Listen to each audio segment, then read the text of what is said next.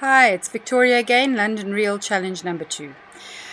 I want to talk today about freedom of choice, and I want to ask you a question. How responsible do you think you are for how you feel about life today? And I know that we all know the justifiable answer, or the answer that everybody's talking about in terms of esoterics, and that is that we are all accountable to ourselves and responsible to ourselves. But do you really believe it? And this was a journey I went on throughout my life in the last 4 years, is that no matter what was happening around me, the way I felt, the way that I responded to those things was 100% my choice. I remember watching a video by Sadhguru, and he explained something really interesting. He asked the question, "Where do you see me?" And I thought, what a question. Obviously, I see you. You're over there. And he said, "No, where do you see me?" And he said, "Where you see me is inside your own head.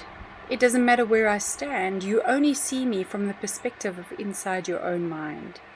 Everything that you experience in life, you experience within you. You don't experience anything outside of yourself. You cannot experience any sensation outside of your own body. You cannot experience any emotion outside of your own emotive state." So if that's true, who's responsible for how you feel? I'm going to tell you, you are 100% responsible for how you feel, because you can choose. No matter how difficult it is to choose, you can choose. Later on in my series, I'll explain to you that even under the most serious, grievous circumstances, can you choose to be happy. Everything that we experience with inside of ourselves, and I want to tell you, don't give control of that to anybody else but you. If you wake up today and you decided that you wanted to be happy, don't allow any other circumstance to take you away from that choice.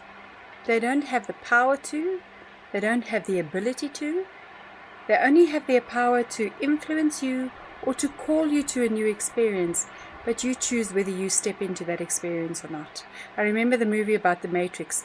When I watched the Matrix, I was profoundly impacted in the last scene, or at least 3 specific scenes. The scene of Neo receiving the opportunity to make a choice. Whether he's going to take the red or the blue pill, and what kind of life he wanted to live. Is he going to come out of this coma state, or is he going to stay sleeping in his pod?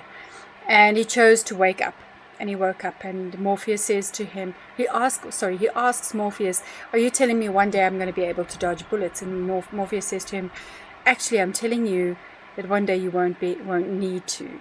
And later on in the movie, you see him and his partner on this ledge on a balcony, dodging these bullets and doing all these amazing movements.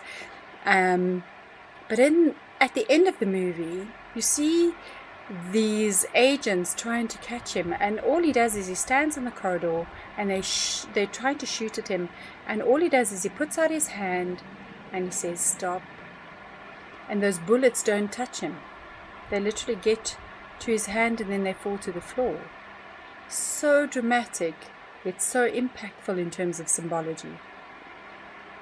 If you think about it, nothing can impact you unless you allow it into your heart, into your mind. We often talk about the diet of our bodies and how we need to take care of the food of our bodies through the food that we eat and what we put in our mouths and digest. But what about your emotional diet? What about your psychological diet? You know, if I threw a stone at you, would you stand there and let it hit you? Would you let it hit your face? Would it let it impact your body at any point and not move out the way?